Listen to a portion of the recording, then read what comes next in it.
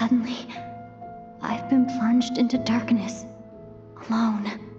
It feels strange, as if something has grabbed hold of me.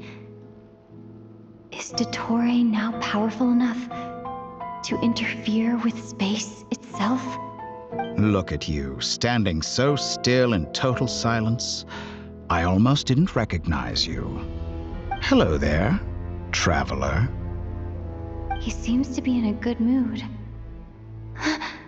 Wait, what's that behind him? Ah, so you noticed. This is the completed trilune. 2 primordial moon marrows and 1 artificial specimen. You are wary of it. Good. Maintain that reverence. You performed well in that recent battle. Brave and reckless as always. Courage is the sign of a true hero, and impulsiveness is the hallmark of those who strive to advance. I say this not to belittle you. Most creatures are far more timid by comparison. 3 moon marrows. Does that mean the artificial one is now complete too? Well spotted. What do you think? For a replica I built myself, I dare say it looks the part. Dottore, are you planting illusions in my mind? I have no interest in fooling your eyes. On the contrary, I hope to show you the true essence of all that you see before you. Is this not a beautiful city? People live in peace and find joy in their work. The streets are safe.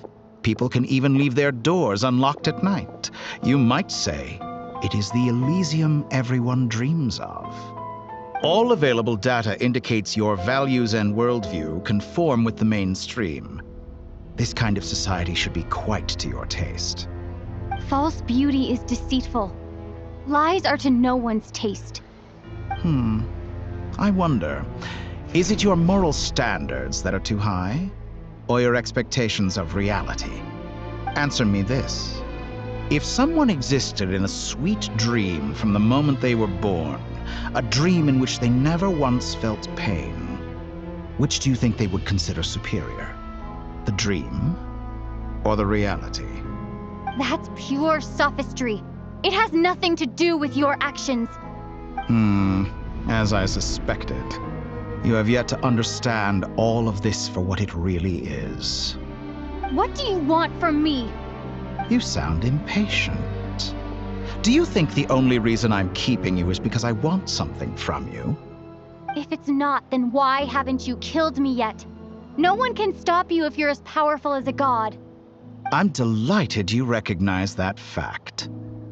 I believe we last squared off in Sumeru. Ah, the memories. How time flies. You and I have both grown. I'm not surprised that Arlecchino and Sandrone worked with you. You've always a way of slowly but surely ingratiating yourself with all levels of society. People laud you as a hero, but I suspect there's more to it than that. Oh, but to be clear, I don't say that to flatter you. Do you always give your opponent an appraisal before you deal the final blow? Call it a long-time habit. I'm a researcher, and one of my duties is to give an objective assessment of my subjects. But you misunderstand. We are not opponents. Not at this moment. I just want to talk. Think back to Tartaglia, Arlecchino, Capitano, Colombina, and now even Sandrone.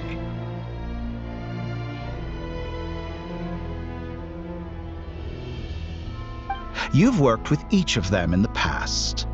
I believe you can work with me as well. What makes you so sure? Well, why not?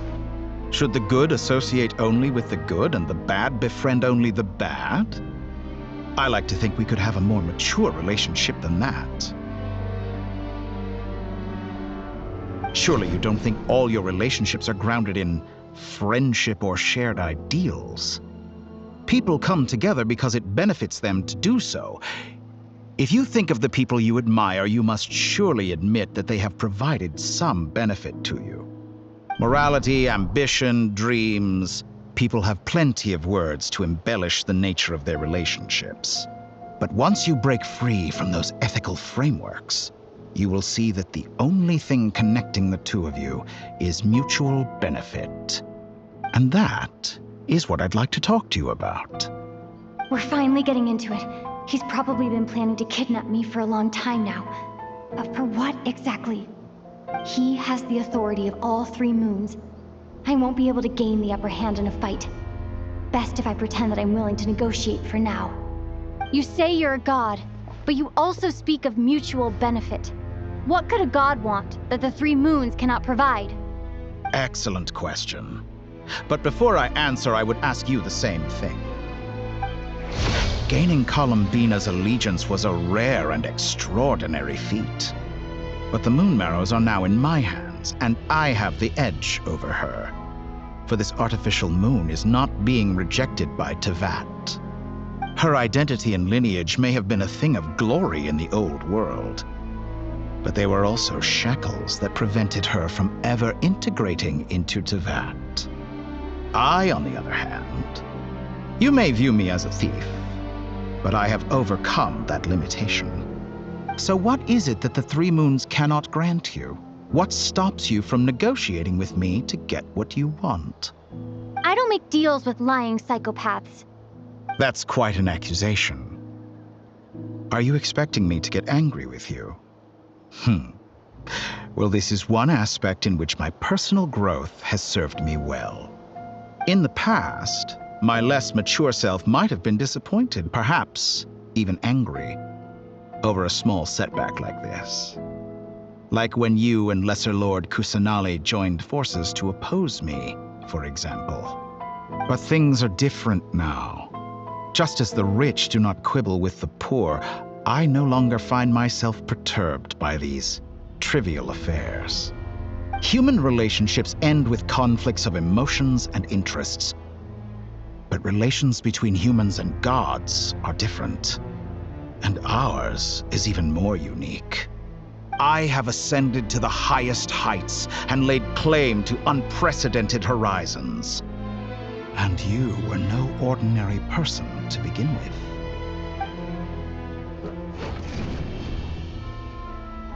Allow me to show you the world, Descender.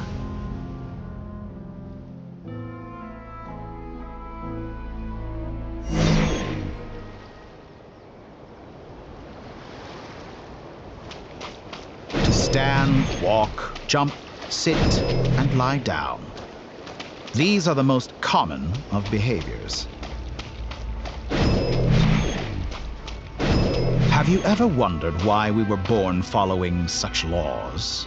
Who stipulated that we could not fly instead of walk?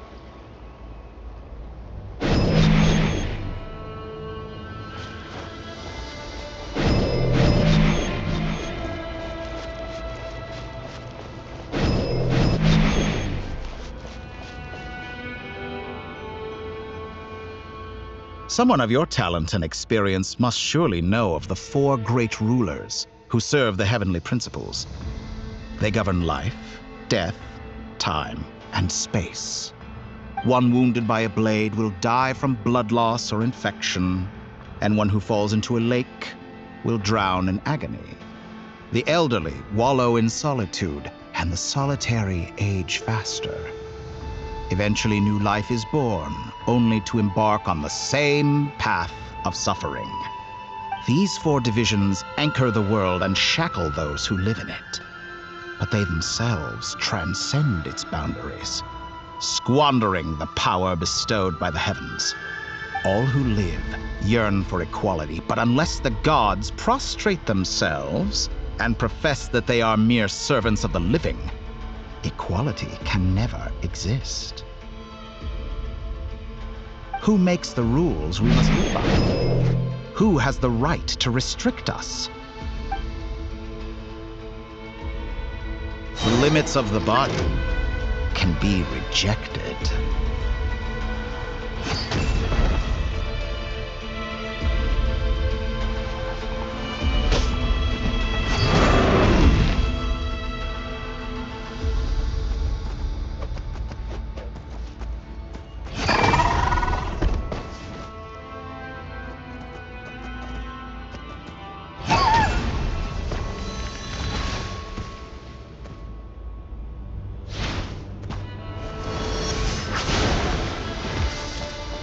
How does it feel to be among those with absolute power? You cannot conceive the extent to which your flesh hinders your mind and spirit.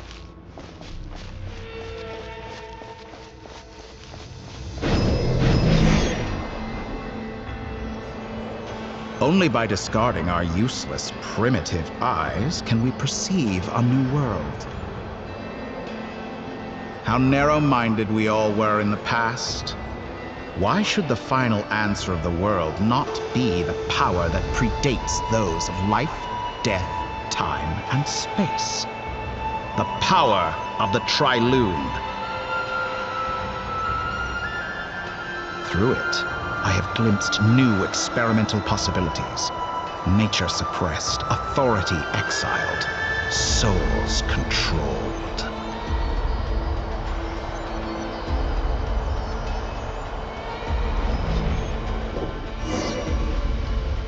You know, I heard recently that a group of critics reviewed countless stories and drew an interesting conclusion. They found that it is more often than not the villains who strive tirelessly to push the boundaries of progress. In fact, long before this, someone voiced a similar idea in an academia editorial. I felt a great affinity with this perspective. I have never been afraid to step up and play the role of the villain. Fanatics are trampled down for their transgressions, and those who transcend are rebuked for their audacity. And so, the majority of creatures are too timid to follow my lead. But all sacrifices made during my experiments have been worthwhile, as you can now see. I can offer you something new, something unique, precisely because I am a villain. Think about it. We are eternally bound through mutual interest.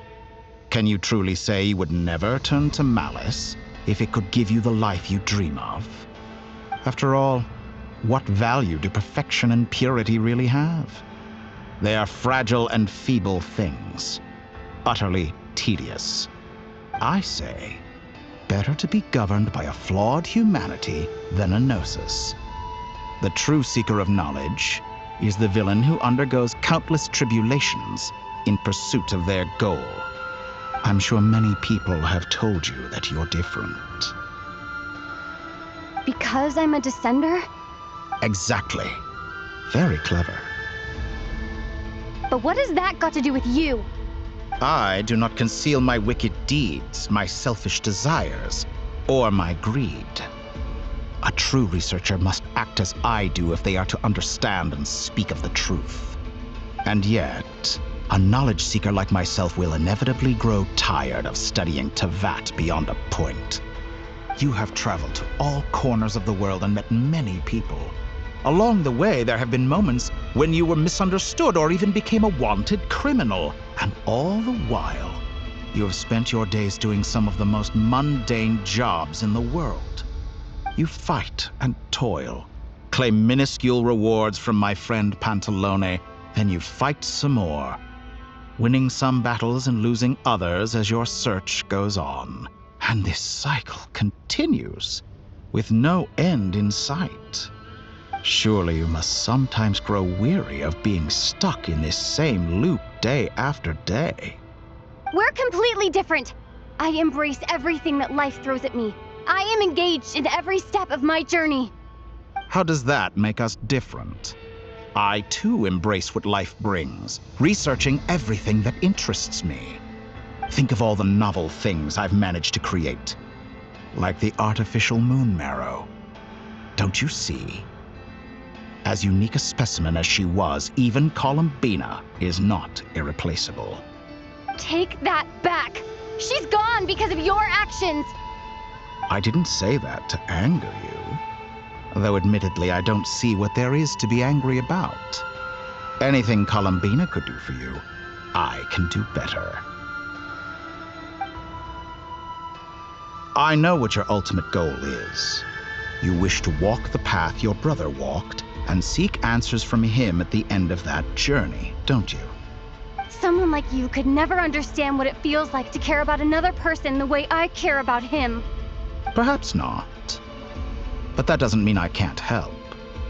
I could find your brother right now, bring him before you, and make him give you the answers you seek. Don't be so presumptuous. You'll never begin to understand the situation between us. Oh, no. This is no presumption. I'm only offering what I know is possible with the power of the Trilune. But it seems like you would sooner continue with your journey through this world. Why? Do you truly desire this journey? Or is it simply a necessary process from which you cannot escape? Think of all the time and energy you have spent, everything you've had to endure just to make it this far. Is this really what you want? Or has your hand been forced by the promise of that final answer? Yes, you have made many friends. But do they ever spare a thought for the void in your heart and what it yearns for? What you want is not friends. It is family. But do they know this? I, on the other hand, am far more considerate. Join my experiment, and in return, I will bring your meaningless journey and all its struggles to an end. This is a malicious attempt to manipulate me. But at the same time, he's stating some very human truths. Of course, he's right about my predicament. How can I deny it? I have faced ungrateful strangers, never-ending troubles, an endless quest for answers. I want to see him. After everything I've been through, words can't describe how much I miss him, how much I want to be reunited with him. Wherever you are right now, do you miss me too?